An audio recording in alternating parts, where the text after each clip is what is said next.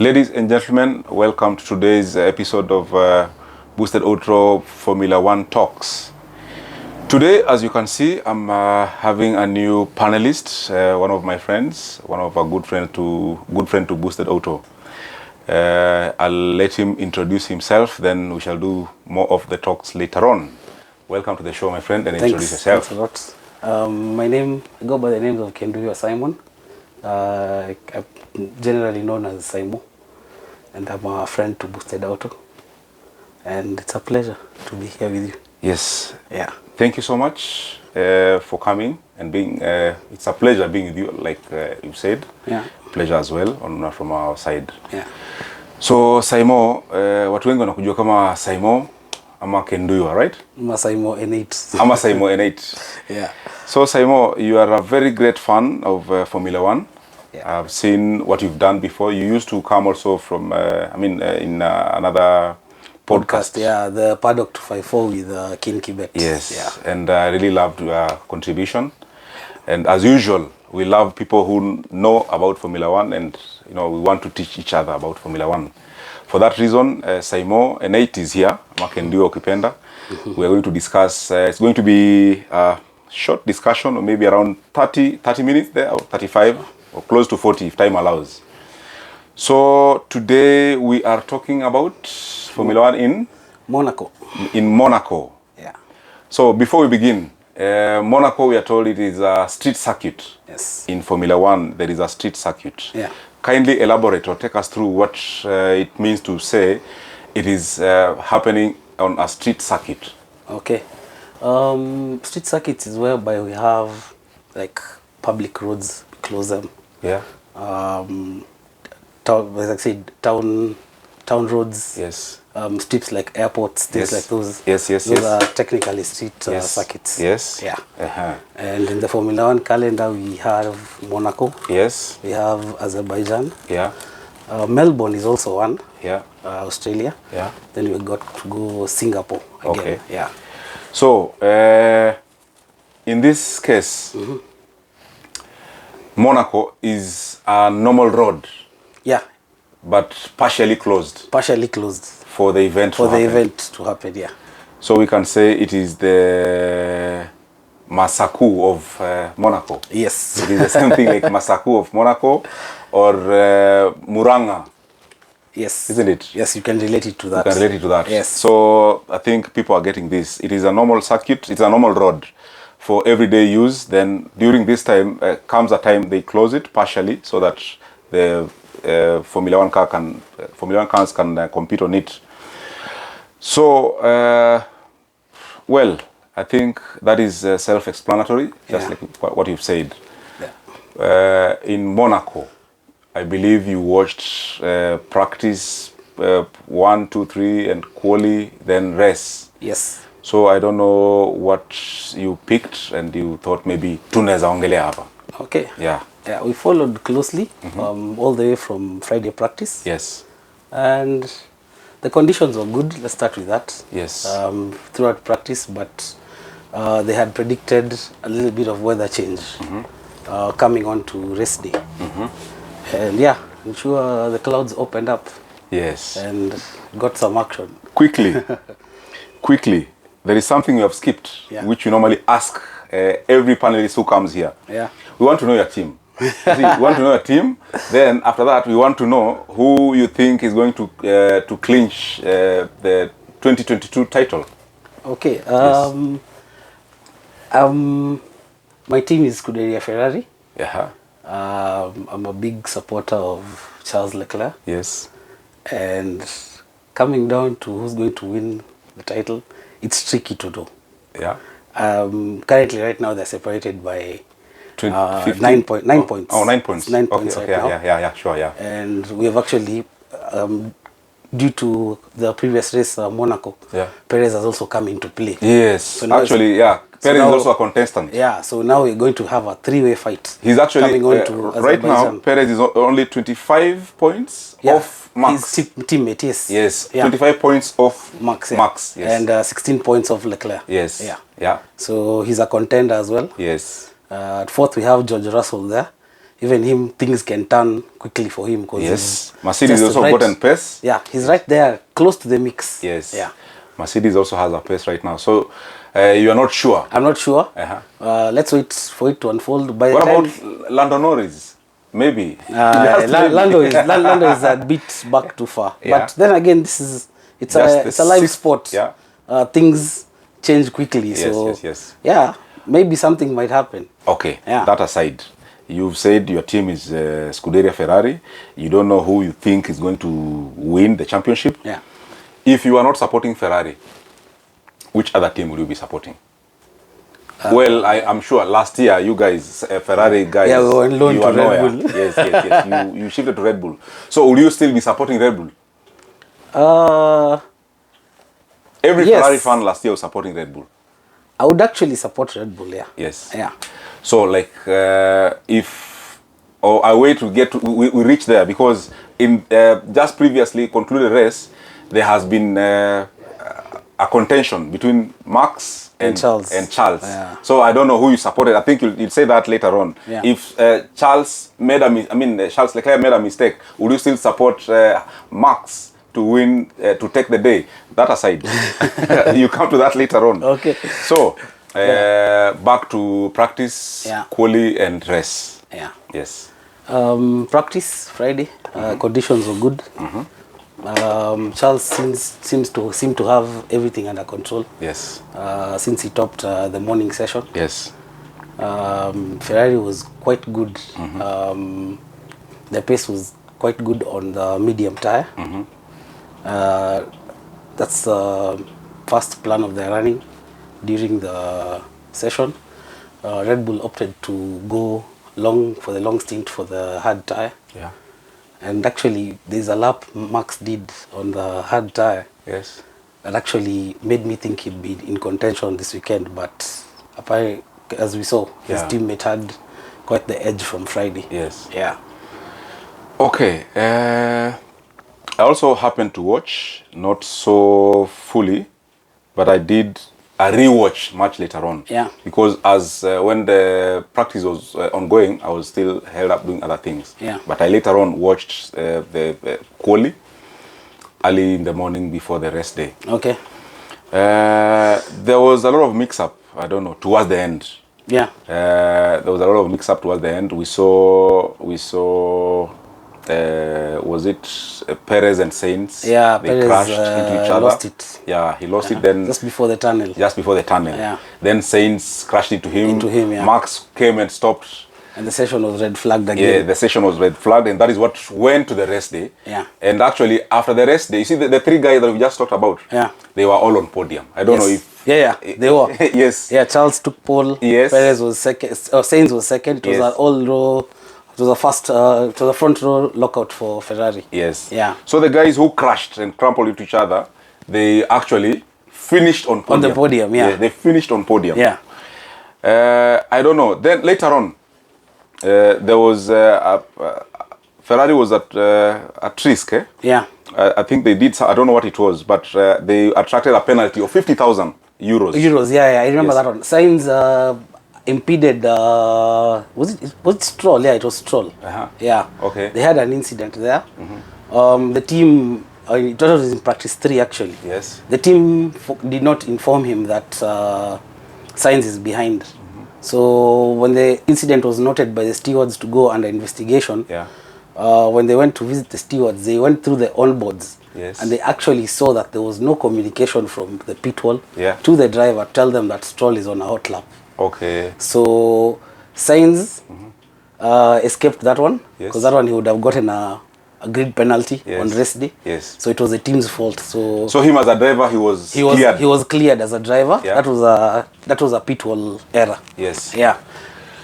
Talking of pit wall error, Ferrari with mistakes. Oh Lord. On the race day. On the race day, we had pit. No, stay out. At that time, someone is being told to pit. He's already into the pit lane. Then at the same time, he's being told, stay out on the line. Stay out. Do not pit. I thought in my own school of thoughts, Yeah, okay. maybe they wanted to change the strategy, or maybe it was just a miscommunication. So I don't know. Don't you think it is a failure of communication protocols? Yes. In Ferrari team, because from practice they fail to tell someone that There's been there's a someone lot of behind that. you on Yeah. a hot lap. Yeah. On the rest day, they're also telling you to pit. Then they tell you no, stay out. What Yeah. will you say from that? Okay. Let's start with Charles qualified on pole. Sainz was second. Okay, so from what they did, Yes. everything until the race started was okay. Yeah. Until the first person or the four front runners to trigger a pit stop, which was Perez. Yes. On third place. Yes. The moment Perez pitted, what Ferrari could have done is they should have covered with Sainz. But Sainz thought it was too early. He called his own his strategy. He changed. Because immediately, automatically, that is what would happen. Yeah. Because that was technically an undercut. Yes. So what Ferrari thought they would do, they would cover Perez's pit with Carlos. But Carlos decided to go longer. Next thing what they do is they call Charles to come in. Yes. The moment Charles came in for that pit, that was already an undercut. Yes. Because Charles had already lost ground. Because now Sainz will automatically go to the leader. Perez will come next. Yeah. Perez on the in lap, for that first pit stop, on that first stint, his in lap was good. So as Charles was actually equally quick on the wet tire. So the moment they decided to respond with Charles now, I think that's where Ferrari lost that race. Because after that, the pace the Red Bull had on the Inters was unmatched. Okay. Sainz's outlap was something else. Yeah. So that's where the jump happened. Okay. Yeah. Now, I don't know. Was it the tire issue? Was it just... I was watching this race with my friend Kim Tai. And when guys were trying to shift from full wets to intermediates, I told Kim Tai, if I was Ferrari, I would stay a bit longer. Yes. Avoid the intermediates. Just go straight to the slick tires. Yeah. And at that moment, do not go for soft. Just go for hards. Yeah, just go for hard tires, because it is not raining anymore. Yeah. The circuit is drying up. Yeah. So what you do as a strategist at that time, I will just assume that if I wait a bit longer for the for the water on the track to clear off a little bit, I'll go fit the hards, then come on track. At that time, some guys had already fitted intermediates and they were doing well. Yes. Gasly was overtaking some guys. Gasly had some good overtakes. Yes, he did some good overtakes on the intermediates. On the intermediates. Yeah.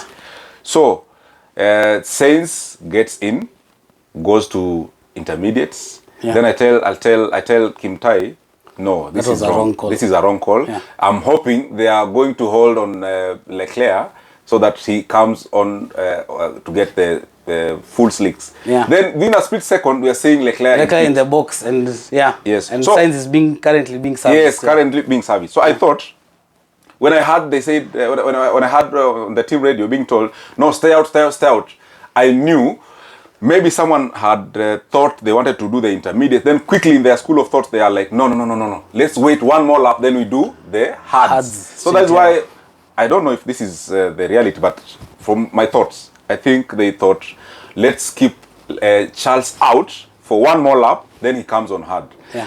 After they did the intermediates, I think he went like 3 laps or 4 laps, then they came back for the hards now. They came back for the safety car came. Yeah. It was a safety car. So everybody went to the pit. It was a red flag. Everyone went to the pit, then came out on medium compound tires.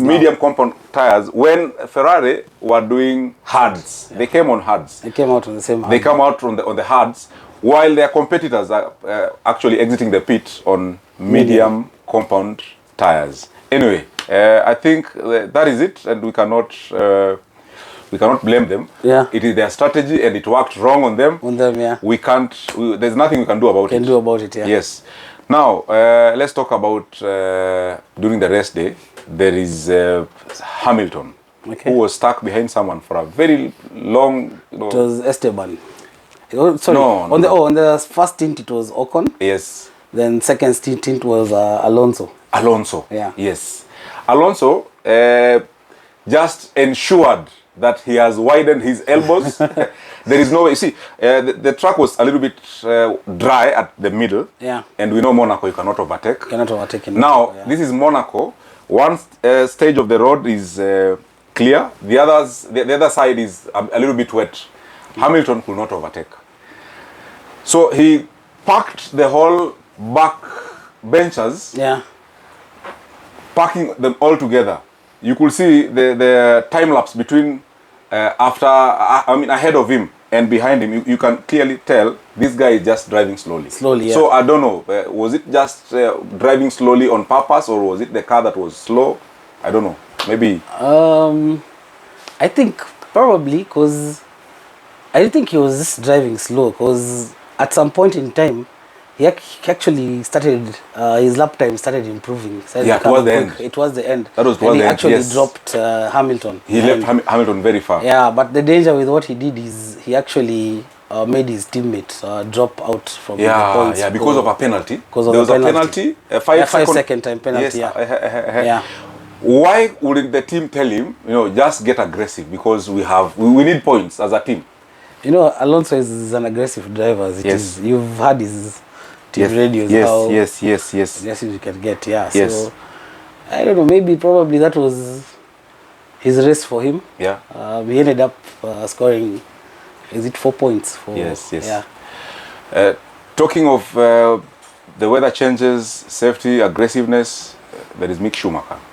I don't know if he's fine, but we saw a very bad crash. The car was split into two. Yeah. Well, that aside, he's driving. Do you think it is the driver's error? Do you think it is the road? Do you think it is lack of experience? I don't know. What do you think from that? I'd actually say he's still a rookie. And he's with Haas. Haas haven't had a good season. I think past 3 seasons have not been good for Haas. Yes. After the Rich Energy saga and Yeah. all that stuff. Yeah.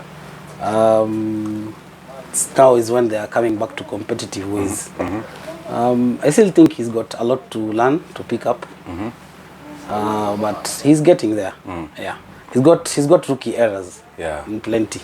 Is he safe, by the way? Is he okay? Yeah, he's okay. He's okay. He's okay. Yeah. So he was checked and he's fine? Everything was fine, yeah. Everything's well. Yeah. Simon, I know you love racing. You love motorsport. Yeah. And so am I. And so is everyone. We are talking about safety. We want everybody to be safe. But at the same time, we would love to see racing. Yeah. It is not raining. It had been raining, Yeah. but there is no rain anymore. Yeah. Why start the race on a rolling start? Well, I would say at the beginning of the race, we will start it on a rolling start. But after the red flag, during that time when everybody is coming on Onto with the track, full slicks, why are we going to start this race on a rolling start? If you are the race steward, director, yeah. Yeah, the race director, sorry. If you are the race director, would you want this race to start on a rolling start? And why? That is a bit tricky, yeah? Yeah. Because I don't know if there's probably maybe they were trying to prevent incidents. The track had been previously damp. Yes. You obviously know in Monaco, I think it's 140 meters from pole to turn 1. Yeah. That's the distance. Yes. Actually, that track is the only track that has one DRS zone. Yeah, one DRS zone. One as well, and it's the shortest track. Yeah. It's the shortest on track. The calendar. Yes, on the calendar. Yeah. Yes. So I think probably they were trying to avoid turn 1 incidents, carnage, because the track, other sides, it was partially dry. But in that sense, I think we're just controlling this race because everybody is packed up. We know the lineup, so we just want to control them, then release them gently into the race. And we know Monaco, you cannot overtake. But that's Monaco for you. Yeah, Monaco it's is a Monaco control for you. race. It's always one from. It's always one from pole. Yeah. From qualifying. Yeah, from qualifying. Yeah. If not from qualifying, Yeah. through strategy. Yes. We know the undercut is very powerful in Yes. Monaco. Yes. We saw last year Hamilton lost about 3 places Yeah. through an. Actually, it was 4 places through an undercut. Yeah. Yeah. So it's Monaco. It's a chaotic race. Hey, there is one thing I don't understand. First of all, by the way, before we continue, we're just about to summarize this, but I would say there is one Kenyan who has really made us proud. One Kenyan who has really made us proud. He went all the way to Monaco. I don't know if you're aware. Are you aware? Yeah, I saw a photo. Yeah, You saw a photo? of him, yeah. There is one Kenyan who raised Kenyan flag, went all through the Kenyan flag to Monaco to watch Formula One. This is the spirit we are preaching out here. How I wish I could go to Monaco. You know, I dream of going to watch Formula One, but I've never dreamt of Monaco. Everyone dreams of just here, closer. You know, Abu Dhabi, here in Middle East, Bahrain, Singapore, yes. But Monaco, of all the places, we understand that place is damn expensive. But Hinga, wherever you are, Hinga, we salute you. You've really done us proud, and we really appreciate you. We are going to host you here one of these fine days. You tell us your experience. I know you're still in Monaco, but somehow maybe you'll get to watch this. We appreciate you so much, and we salute you. Back to you. What do you think? You see, Monaco, it has got. I understand there is casino, there is the tunneling, there is, I don't know, the swimming pool. Rascas, yeah. Yes. What are all these? I don't understand. Those are the turns. The turns. Named them, yeah. So there is a turn that There's has a bus stop chicane. Yes. Got that, yeah. So what we see on this track, it's not an everyday thing when the sport is finished. Yeah, the first sport is finished. When you look at, I think Ferrari page, Yeah. you've got a video whereby they've done a tour for Monaco. Yeah. Charles is the one who is driving Sainz around the city. How the track is during normal days, yeah, Okay. on normal traffic. Okay. Yeah. Actually, it is his hometown. Yeah, it's his hometown, yeah. Hometown, Charles Leclerc's hometown. Yeah. And then Ferrari just messed him up. No, he would really have wanted to lift the trophy. But anyway, at least the cars is somehow lifted. He finished at least. Yeah, at least he finished. On all previous occasions, he normally has a DNF, an early retirement of the race. Oh. Yeah. Last season, I remember he qualified first, but he didn't race. He didn't race. Yeah. Gearbox took a hit. Yeah. The previous year, Yeah. I think he also put it in the barriers. Okay. As well, and in his first season in Sauber, Yeah. it was Alfa Romeo Sauber, yeah. Yeah. He went into the back of what was his name? There was a Toro Rosso driver, Brendan Hartley. Yeah. Okay. Went into the back of Brendan Hartley. All right. Yeah, that was in his rookie season. So this weekend was, the chance was everything was aligned for him. Yeah. Yeah, but then the strategies. until the strategies. Box. No. Out. I think Sainz. Yeah. Sainz replaced a gearbox. Yeah. In this race. In this race. Yes. He replaced a gearbox. Yeah. A penalty-free gearbox. Yeah. What does that mean? Ferrari wanted to be safe. They didn't want an incident like what happened last year with Charles, whereby they took the car, repaired the frame damage, that kind of stuff, and they forgot to check the gearbox properly. Yes. But when the car was going to the grid, the gearbox was out, so they couldn't risk a repeat of that. Yeah. So since they still have got components in their pool, they've not reached the number whereby you attract penalties. Oh, the fourth, yeah? Yeah. After the fourth? Yeah. After the third is actually when you start getting penalties. So they just put a new gearbox just to be safe. That one won't have a penalty, but I don't think they'll run it again in another circuit.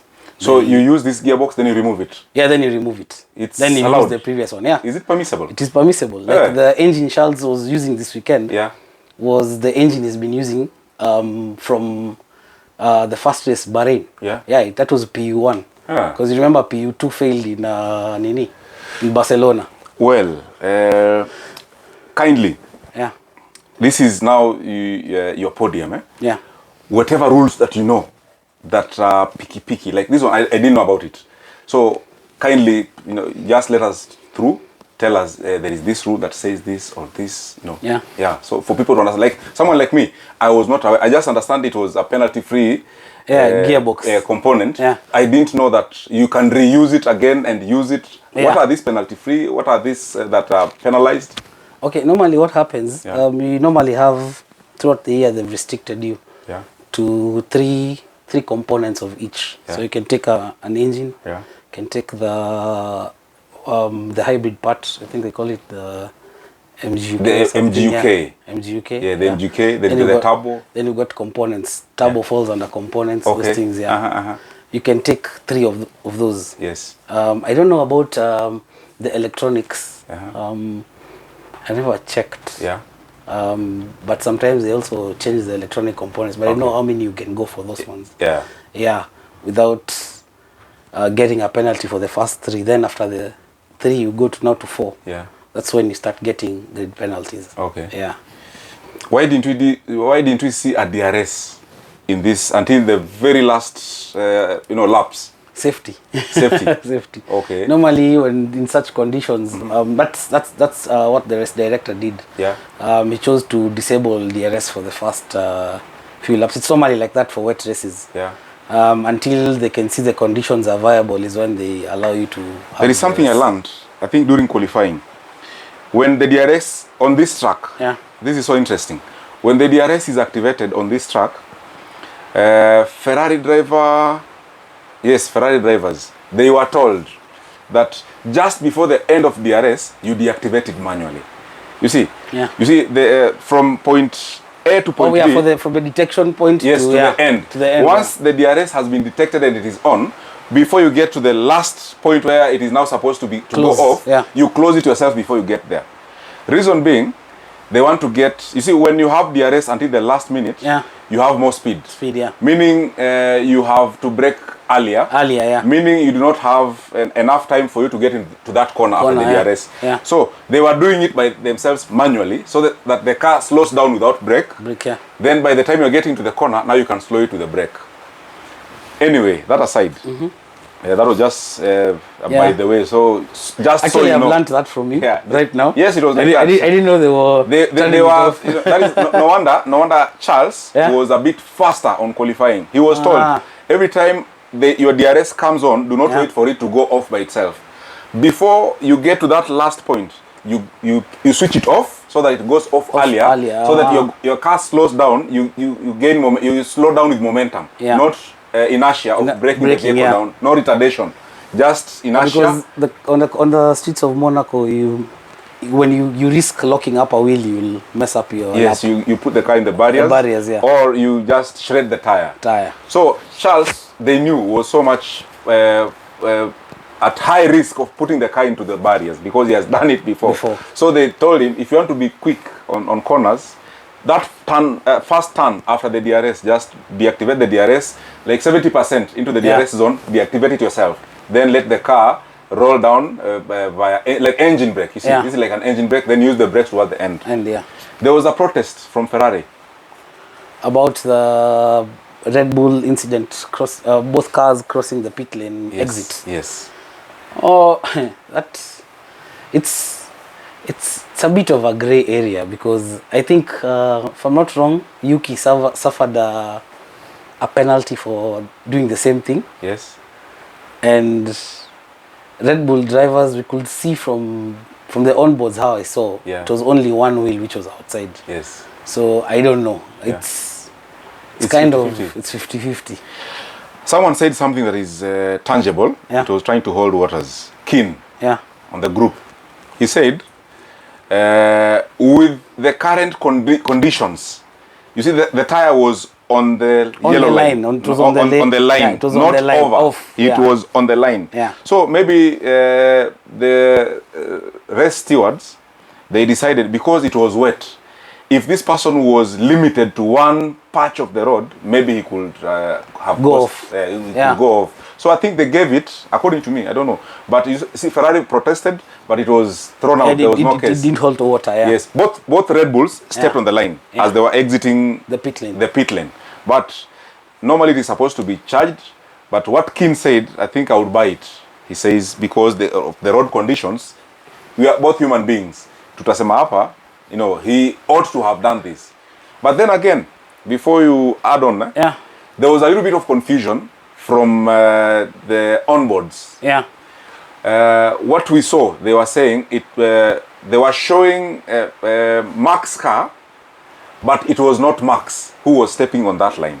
They were showing Max. They were saying it is Max, but they were showing Perez car. Yeah. Yes, they were showing Perez car. Actually, on the investigation, it actually was both. The investigation was based on car number 1 and 11. Okay. Both, yeah. Okay. Then again, still on confusion from the instruments. Yeah. When the vehicles were leaving pit. Yeah. I think, I don't know what was it. Was it after the yellow flag?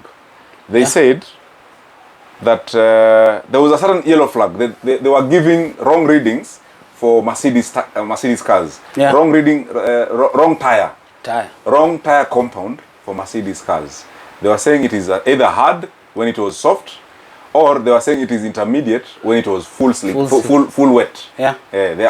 There was a confusion for quite some time. I don't know if you noticed that. No, I didn't notice. When you look at the car and what is being displayed, on the screen, then they later on changed without anybody going to the pit. I didn't If you notice go that. watch the race again, the entire race, you will see there was a confusion. So I think it was just weather confusion that got everybody. Yeah, there was a lot. Even for the restart delay, apparently I was hearing through after the post-race interviews now. Yes. They're talking about there was a power outage on the side where the FIA garage is, when the stewards normally are.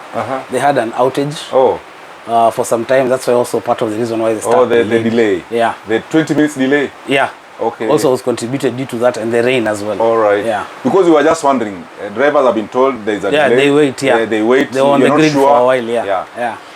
Hamilton. We cannot end this race without talking about Hamilton and Russell. Anything you will say.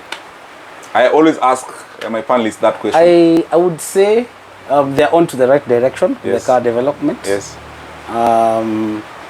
Russell has shown consistency. Yes. On the other hand, Lewis is the team leader. Yeah. Technically, out of both of them, is driver number 1. Yes. So many people misjudge his performances by saying that he's maybe washed up or this. Yeah. And actually he's the guy who is sacrificing his performance for the team to be able to go onto a better direction. He's the guinea pig, you mean? Yes. He's the guinea pig of the team. Yes. That is a very sober, I think, mind that I've seen. That is what you've said. I think I've never thought in that direction. Yeah. I'm just here every week, every day, saying, Hamilton. I mean, look at not it. If you're the team principal of Mercedes, yeah, who would you rather develop the car for you, George or Lewis? Who would you rather develop the car around? Well, for me, I will develop George, not Lewis. I would develop. I would take Lewis because of the experience. 7 titles don't come just like that. Yes. So you will rely on what he says. I will rely on his data because it works. Yes. It works. That's what I'm saying. The sentiments you've given are very sober. Because for me, for sure, I would say, let me go for George because he's just the young blood. He's just come in. I want to get everything. He's excited. I will not think the way you've thought, which is distinguishes you from what other guys have said. Yeah. And me too. You see, me, I'm like George. Develop George. I'm sure he's going to stick with the team for longer than Hamilton. Hamilton can decide next season he's not with the team. Hamilton is quick. Yeah. He don't lose that overnight. Yeah. He's still quick. Showed us in Barcelona. Yeah. After the incident with Magnussen. Yeah. He bounced back. Yes. Actually managed to overtake even Sainz on track. Was about to finish before, but he had a cooling issue on the car. So he had to drop back. He had to let the car cool. So he's still quick. Yeah. Somewhere inside there is 7-time world champion is there. Guys think he's actually washed up, but Yeah. Sure. Give him Whatever you've time, said. he will. Whatever you've said is worth thinking about and pondering on. Yeah. Into the next race quickly as we wind up. We're going to Baku, Azerbaijan. In Race how will many weeks' be time? 2 weeks' time. In Race 2 will weeks' be time. on the 10th Yes. of June. Yes. That's practice one, Friday. Yeah. It's and then again it's a street circuit. So, but this time it's wider. It's a street circuit whereby you can overtake. So I want to see the edge, what Ferrari and Red Bull are going to have. Yeah. With of course now Perez in contention. Yes. It's going to be a beautiful sight to watch. He'll not be told to give way to Yeah, Max. because right now I don't think he will. Yeah. Even him himself won't do it. He wants it. You see, He wants now it. he has been on pole. Yeah. He is into the mix. He was a better driver. Yeah. Throughout the whole of this past weekend. Yes. He's been quicker than his teammates. Yes. He's had more confidence in the car. So yeah, we head there. What do we expect? The battle still continues. I think Ferrari still have the edge on one lap pace qualifying. Yeah. But they need to start converting these pole positions to wins. Yeah, sure. Because on now, let's say 4 different occasions, they've started on pole, then lose it. Yeah. Gifted it actually. Gifted it out. Yes. Yeah, so they need to start converting the qualification successes into points. Into wins. Into wins. Yeah. Not only points, but big points. Big points. Yeah. Yes. Yeah, I think they have the car to do it. Yeah. Right now, especially after the updates they brought to Barcelona. Yeah. So their tire before Charles's engine went off. Yeah. So their tire degradation issues were sorted out. They could run longer. Yeah. With the soft compound tire. So yeah, it's still back there. I think Mercedes will also be in the mix for this one. Yeah. It's a circuit that has suited them over the years. Okay. So, all right. I think let's wait and see. Yeah. That is it. It has been nice having a new panelist here who's so much insightful, like you've heard for yourself. So until next episode, I've been Labala with Kenduywa Simon, aka Simon N8. Until next time, see you and thanks so much for tuning in. Thanks so much. Bye-bye. All right.